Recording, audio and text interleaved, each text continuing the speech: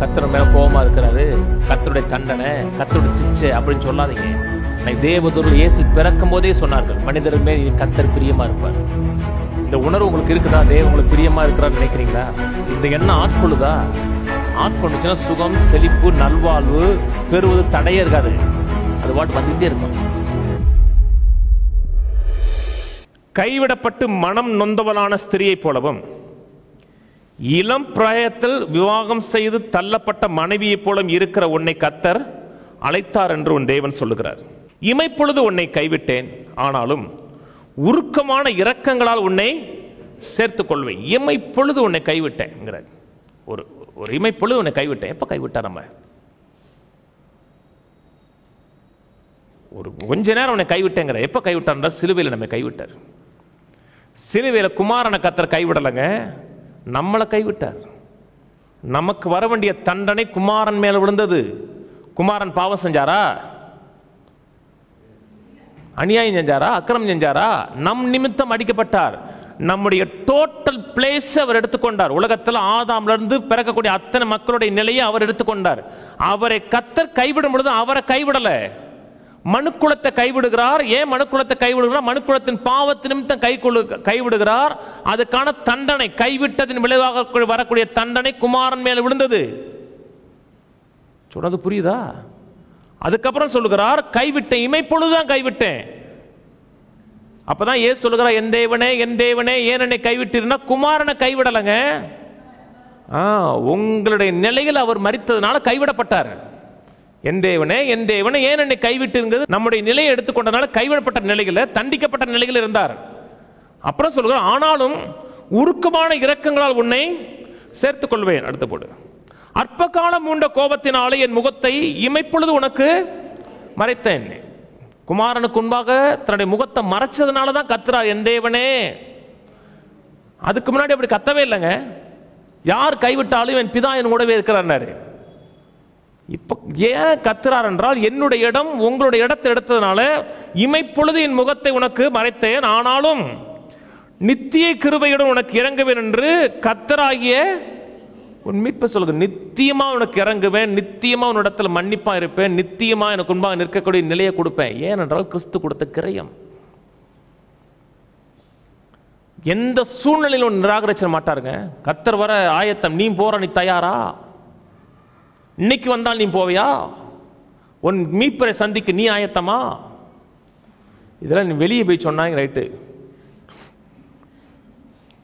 அங்கே கூட அதை சொல்லக்கூடாதுங்க. புதிய உடன்படிக்கையே பேசல, மீட்பே பேசல. ஏன் பேசலன்னா, அவங்களுக்கு அதைத்தான் அவங்க சொல்லி கொடுத்தாங்க. அவங்க பாஸ் நீ சந்திக்க ஆயத்தமானாரு, அவர் போயிட்டாரு. அப்புறம் இவன் வந்து நீ சந்திக்க ஆயத்தமான்னு இவரும் போயிட்டாரு. இப்படியே சந்திக்க ஆயத்தமான்னு நான் சந்திச்சுக்கிட்டு தான் இருக்கேன்னு சொல்லலை யாருமே. சமூகத்தில் தான் இருக்க, நித்தமும் ஒரு சமூகத்தில் வாழ்றன்னு சொல்லலை. கீழே போடு. இது எனக்கு நோவாவின் காலத்தில் உண்டான வெள்ளம் போல இருக்கும். இது சிலுவை மரணம். நோவாவின் காலத்தில் உண்டான வெள்ளம் இனி பூமியின் மேல் புரண்டு வருவதில்லை என்று நான் ஆணையிட்டது போல, உன்மேல் நான் கோபம் கொள்ளுவதில்லை என்றும் உன்னை நான் கடிந்து கொள்வதில்லை என்றும் ஆணையிட்டேன். சத்தியம் பண்ணுங்கிறார். தேவன் வாயை திறந்து ஒரு வார்த்தை பேசினார் என்றால் அது கவனன்ட்டுங்க, உடன்படிக்கைங்க. தேவன் வாயில் இருக்கிற ஒவ்வொரு வார்த்தையும் கவனன்ட்டு. ஆதாமோடு கர்த்தர் உடன்படிக்கை செய்தாரா? செஞ்சார். உன் வித்துக்கும் அவள் வித்துக்கும் பகை உண்டாக்குவேன், அவர் உன் தலையை நசுக்குவார் சொன்னால ஆதாம் அவரோட தேவன் செய்த கவனன்ட் சிலுவையில் கர்த்தர் நிறைவேற்றினார். நோவாவின் காலத்தில் உண்மையான மனித பிறவி குறைஞ்சிட்டே வருது. பியூர் ஹியூமன்ஸ் இல்லை, உத்தமமா, அதாவது ஹியூமனிட்டியுடைய அந்த நேச்சர் போயிட்டே இருக்கு. இன்னொரு காலம் வருங்கிறாங்க, அப்படி ஒரு காலம் திரும்பி வருங்கிறாங்க. மனிதனுடைய குரோமோசோம்ஸையும் மிருகத்துடைய குரோமோசோம்ஸையும் இணைச்சு புதுசாக உருவாக்குங்கிறாங்க. அப்படிப்பட்ட காலம் பொல்லாத காலம், அப்படிப்பட்ட காலம். அதனால உண்மையான ஹியூமனிட்டி இருந்தால் தான் ரட்சகர் வர முடியும். அதுக்காக ஒரு குடும்பத்தை கர்த்தர் செலக்ட் பண்ணி அந்த மக்களை அப்படி வைப்பட் பண்றார். ஏனென்றால் மனுக்குலம் மீட்கப்பட வேண்டும், தேவனுடைய ஜனங்கள் ரட்சிக்கப்பட வேண்டும், முழு உலகமும் தேவனுக்கு முன்பாக நிற்க வேண்டும். அதான் தேவனுடைய நோக்கம். அதுக்காக நோவாவின் காலத்தில் வெள்ளம் வருது. வெள்ளம் வந்து முடிஞ்ச உடனே ஒரு வானவில் தோன்றுது. கர்த்தர் சொல்லுகிறார், இனி உன்மேல் ஜலத்தை கொண்டு அவன் அழிக்க மாட்டேன். அது வானவில்லு, ரெயின்போ.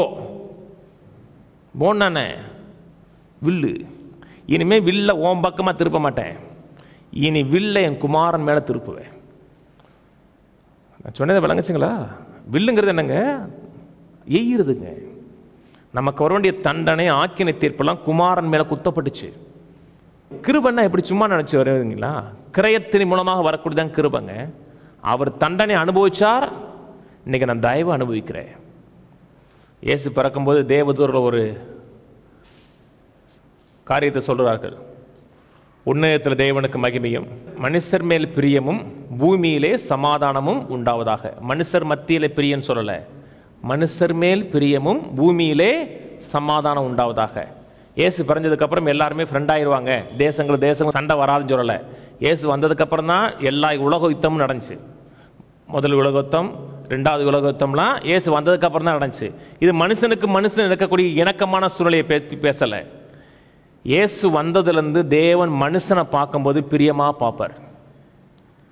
அவனுடைய பாவத்தை அவனுக்கு விரோதமாக நிறுத்த மாட்டார். நான் சொல்றது புரியுதா? கர்த்தர் மேல கோபமா இருக்கிறாரு, கர்த்தருடைய தண்டனை, கர்த்தருடைய சிச்சை அப்படின்னு சொல்லாதீங்க.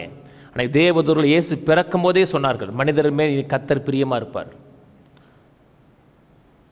நேசிப்பார். இந்த உணர்வு உங்களுக்கு இருக்குதா? தேவன் உங்களுக்கு பிரியமா இருக்கிறான்னு நினைக்கிறீங்களா? இந்த எண்ணம் ஆட்கொள்ளுதா? ஆட்கொண்டுச்சுன்னா சுகம், செழிப்பு, நல்வாழ்வு பெறுவது தடையே இருக்காது, அது பாட்டு வந்துகிட்டே இருக்கும்.